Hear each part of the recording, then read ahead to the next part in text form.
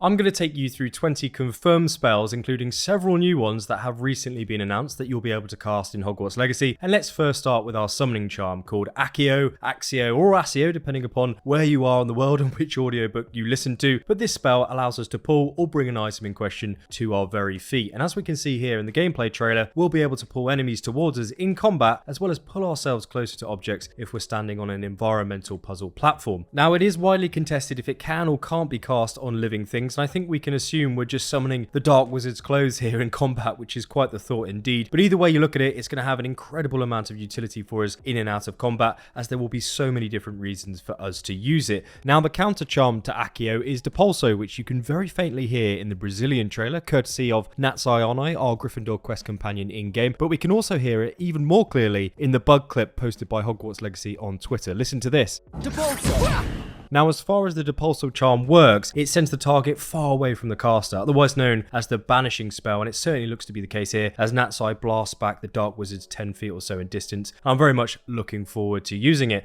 Now, another bread and butter spell we'll be using heavily in this game is the one lightning charm called Lumos, that conjures a light at the end of your wand and grants you visibility in dark or dimly lit areas. And it was very famously invented by British witch Lavina Monk-Stanley in 1772 when she was searching for a quill that she dropped at the dusty corner of her house. But this spell isn't just used for looking for quills in the darkest of places. It can also be useful for repelling ghosts and spectral foes in the wizarding world. It was also utilized for revealing hidden illusions for what they really were, which may come in useful in this game, as Avalanche have stated several times there's hundreds of secrets waiting for us to discover them. Now, it isn't yet shown in the game, but I'm confident it will be in it, and that's the wand extinguishing charm called Nox that was also invented by Lavina to essentially turn off her wand, otherwise it would actually remain indefinitely lighted. So I don't think this is going to be a separate spell that we'll have to bind to our controller in game, but rather once we press the Lumos button again to turn off our wand, I wouldn't be surprised to hear our character say Nox to extinguish it as we stealth sneak through certain areas to actually remain undetected.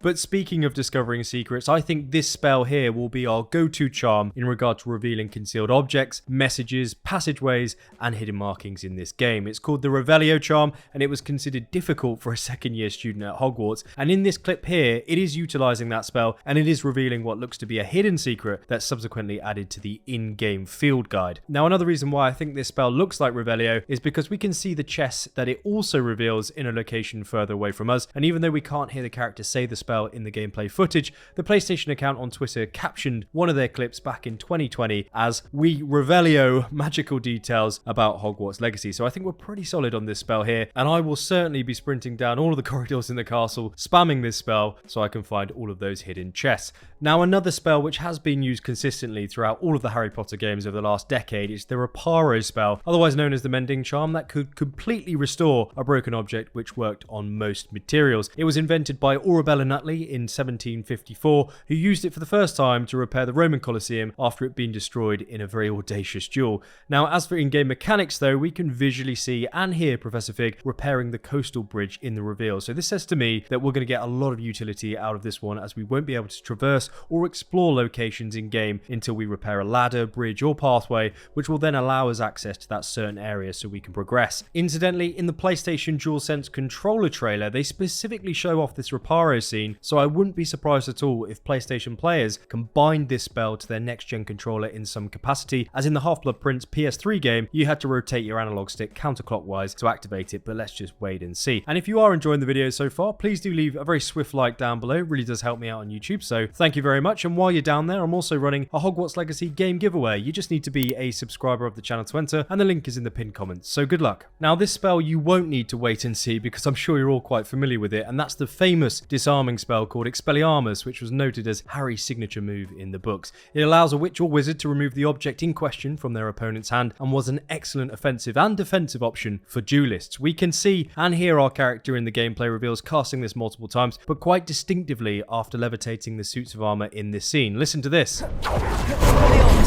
Now, Avalanche have stated that threading spells together in combat is what makes this game come alive, and I'll be breaking down the other spells used in this scene shortly, but what's interesting to note about this spell from a lore perspective is that the Expelliarmus charm could disarm multiple opponents if they're all in close proximity, or it could also send an enemy flying backwards if a very powerful witch or wizard cast the spell, an example of this being Snape versus Gilderoy Lockhart in the Dueling Club in the Chamber of Secrets. So I'd expect to see this spell with these type of upgrades in game, as it has been confirmed we can upgrade our spells in the talent and skill tree menu. Now, while we're reviewing this suit of armor scene, just before our wizard disarms the third dude at the back, he can be heard very quietly to be casting the Wingardium Leviosa spell on the two dudes at the front. So listen to this again and see if you can catch it. And this all adds up quite nicely, because if you didn't know, Wingardium Leviosa was a levitating charm and one of the first spells learnt by any young witch or wizard. It was invented in the 16th century by a warlock named Jarleth Hobart, who cast it on himself and then jumped out of a window thinking he could fly. In fact, after he took his clothes off mid-air as he thought they were weighing him down, he then hit the deck and broke 16 bones in his body. And the reason why I'm telling you this story is because the charm doesn't work on humans. It only works on the clothes they wear. So that's why we can levitate these suits of armor, as well as the Dark Wizard enemies in the gameplay we've seen so far. And I also think that this will have a lot of utility in puzzles where we'll need to float objects around to certain locations to get them out of the way. So expect to use this spell a lot, I would say, in and out of combat. And now I come to think of it, I think the same amount of utility could be used for this Disillusionment Charm, which was a spell that disguises the caster or target into its surroundings. We can see this being used in the small snippet of stealth combat footage here, and even though we can't verbally hear the spell being cast, Chandler Wood, the community manager of Hogwarts Legacy, did mention in a PlayStation blog article that we'll be able to take a stealthier approach by finishing off enemies whilst utilising the Disillusionment Charm, so solid confirmation there. It's also important to note that this charm doesn't make the caster completely invisible, but rather, depending upon the competency of the witch or wizard, it allows the person or item in question to take on an exact colour and texture of its environment, effectively turning it into a kind of chameleon. And I think this plays really nicely into that stealth mechanic in this open world RPG game, because I can see us being spotted by enemies if we get too close to them, or perhaps prefects who do spotters whilst we're exploring the corridors late at night. And because of that, it would make sense to me for us to be able to increase its effectiveness in the stealth talent skill tree that we've actually seen footage of already, reducing the time it takes for enemies to detect us when this Disillusionment Charm is active. And hopefully we get to see more stealth footage of this in action soon. But just sticking on stealth a little while longer, this is where we see the Petrificus Totalus spell being used on an unsuspecting enemy, with Chandler Wood going on to say that it's a great curse to use as a way to finish off enemies whilst operating in stealth, reaffirming that this game is intended to be played by mixing and matching different spells that do complement each other depending upon your own preferred playstyle. And you may have seen this spell before in the films. It is quite iconic because the arms and legs of the victim snap together so they're unable to move, but they still have the ability to see, feel, hear, and think. But speaking of another spell with the potential to hold enemies in their tracks, and that's the Stupefy charm, which is also known as the Stunning spell. Now, arguably, you could say it's another iconic spell because its bright red projectile is often mistaken for a spell more deadly looking than it really is, because if you are hit with it, you're rendered unconscious, but more importantly, it doesn't leave any lasting damage unless you were to hit the ground with some force, and because of that, it was heavily preferred by duelists when they were doing the tango. It's yelled out and shown multiple times throughout pretty much all of the reveals across the last 12 months, but what's interesting about this spell in particular is that the stunning effect can be amplified significantly on a target when multiple wizards use it against one enemy, and this is a quite important lore detail which I think will be utilised heavily in this game, as the only way to subdue large and dangerous magical creatures such as dragons and mountain trolls was to spam stun this spell at them. In fact, both of those creatures will be in this game, and if you look at this clip of the Hebridean Black Dragon, it has some ancient markings on its hide, and I think this is what we need to be aiming at to bring it down, especially if we can upgrade this spell in the talent tree to Stupefy Duo, which is a more powerful variant of the spell, so lots of potential for upgrades here as well. But that said, I'll tell you what else has a strong possibility of having an elaborate skill tree, and that's our shield charm, better known as Protego, which was invented to combat all manner of jinxes, hexes, curses, and of course stunning spells. This is a great all-round defensive spell that we can see cast multiple times by ourselves and the opposing Dark Wizards in this gameplay footage, and speaking of which, I've gone through all of the combat gameplay we have so far, frame by frame, and I think this will be our parry mechanic in the game, which we'll need to react to at the right time to successfully defend deflect the incoming spells, likely using the L1 trigger or left bumper on your Xbox. No idea about the PC, we'll just have to wait and see. But here's a good example of what I mean. A wizard pings a quick hex at the character with no prompts on the screen. It is then instantly countered because I imagine the player has hit that parry button at the right time, and because of that successful parry, the combat slows down for a second, which I think is the game's way of telling you, hey, good job on the deflect, now it's time to send back a counter curse, which then opens up the game for more spell combos. There's also several upgrades for Protego, including Protego Duo, Maxima, Totalum, and Diabolica in the lore sense, so expect a very heavy upgrade tree for this spell in particular, as I've mentioned. Now, while we're on the topic of counter spells and opening up combat for further collaboration and combos, this is where I think our Oppugno Jinx comes into play quite nicely. And the reason I say that is because it was a spell that directed an object or individual to attack the target in question. Hermione famously using this spell to conjure a flock of canaries who she then instructed to smash into Ron in the Half-Blood Prince. And again, this is another one of those spells that is yelled out a shed ton of times in the State of Play trailer because it's clearly bound to the R1 button on the PlayStation controller, and it's designed to be used as a complementary option to what spell we're primarily casting at the time in the game. It's kind of like an extra damage dealer in combat if we happen to be near objects that we can chuck at our enemies, which I think is pretty cool in terms of kind of combo creativity. But I'll tell you what else is cool, and it's that it can be used directly after disarming someone, as we can see here with the suit of armor scene again. There's a very quick and short window to press R1 when it's prompted up on our screen after the sword is blown out of its hand, so it really does look like there will be a lot of spell combinations we can thread together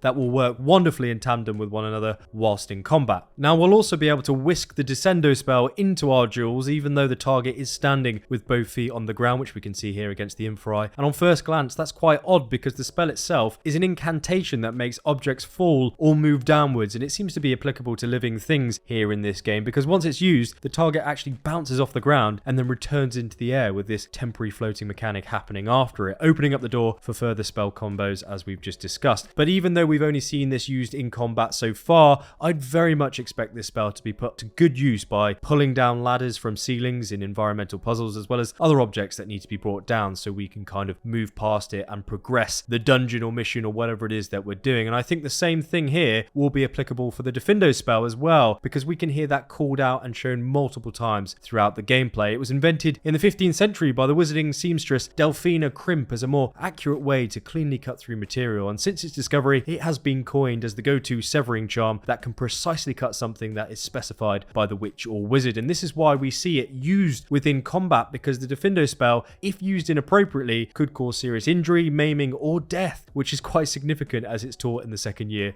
of Charms class. But again, expect to utilize this outside of combat, as I imagine there will be lots of ropes, tapestries, and objects in this game that can be bypassed if we just slice through them. Now, another spell which I will be utilizing a lot in this game, and that is Confringo, which is otherwise known as the blasting spell that causes targets to explode. And this isn't to be confused with the Incendio fire spell, which I'll walk you through next, but rather a more direct and impactful firebomb explosion, which we can see in this duel on your screen here. Now, it was invented by Alberta Toothill for the purpose of winning the All England Wizarding Dueling competition by surprising the favourite to win the Super Seed, that being Samson Wilburn, who was quite shocked at the use of this spell, having never seen it before, and because of that, he couldn't counter it and he went on to lose. And that is for good reason, because it is a high damage destructive spell, with Hermione using it to great effect against Nagini in the Deathly Hallows, where it rebounded around the house and hit Harry's wand, breaking in two. So this will be a full upgrade from me when I do jump into the game, as I do think it's going to absolutely wreck. But as for Incendio though, otherwise known as the fire-making charm, and this is where it differs from the Confringo spell,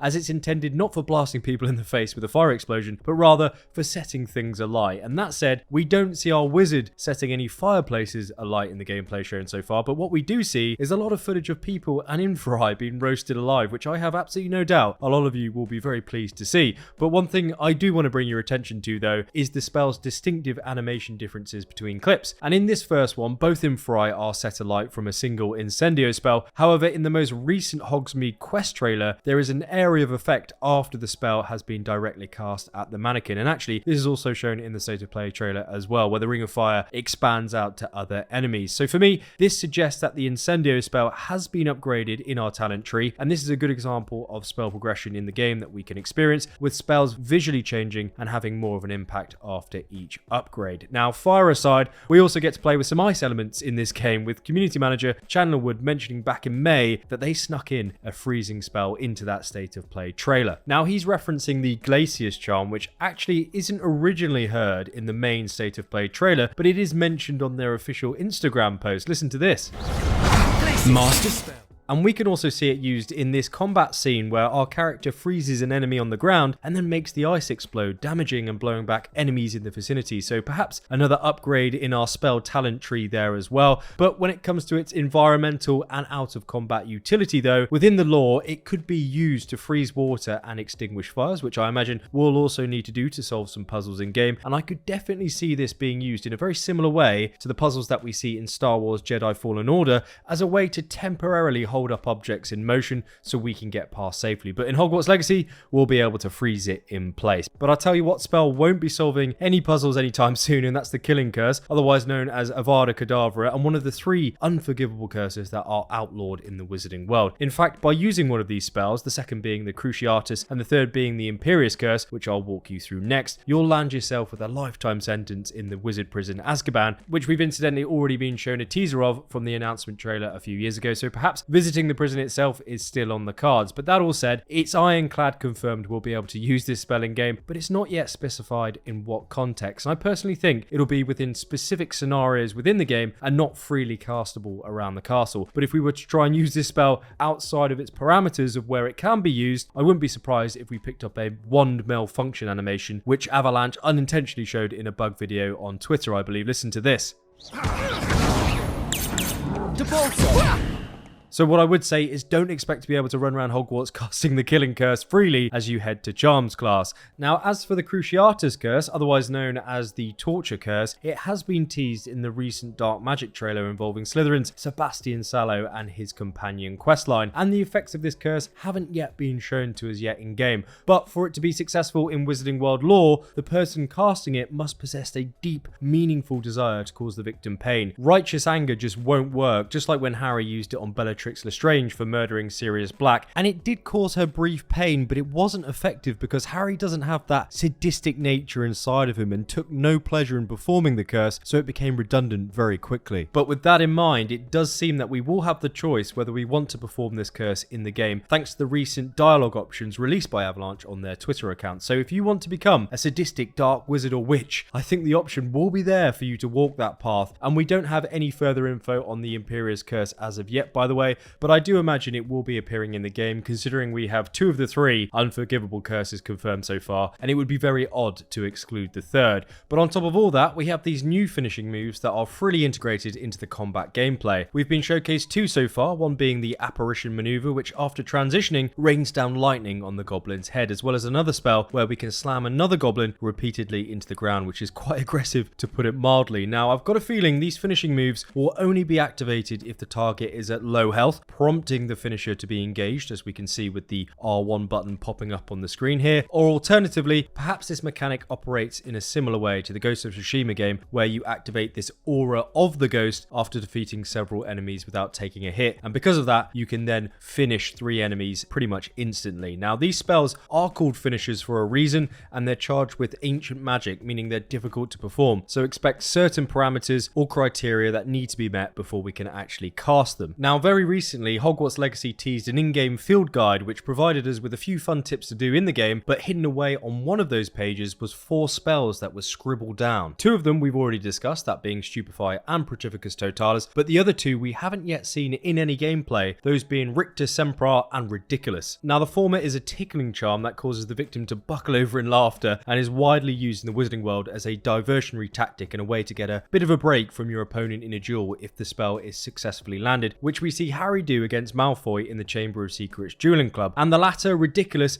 being a boggart banishing spell, which was a charm that was used to defeat a boggart, which, if you didn't know, was a shape-shifting non-being that took on the form of its observer's worst fear. They were defeated by laughter by using this spell to transform the boggart into something very silly, so I can see us coming across a lot of these hiding away in chests somewhere, stopping us getting the loot unless we use that ridiculous spell. Now, speaking of secrets hiding away in the game, I've got 10 new ones for you in this video, so give that a click on your screen right now to find out what they are, and I'll see you there in just a second. But if you're still watching though, my big thanks to those of you who are in the Reloads Club and support me on YouTube via a membership. Hopefully I can get to the point of making content for you full time one day, but until then, coffee is on me, and cheers for watching.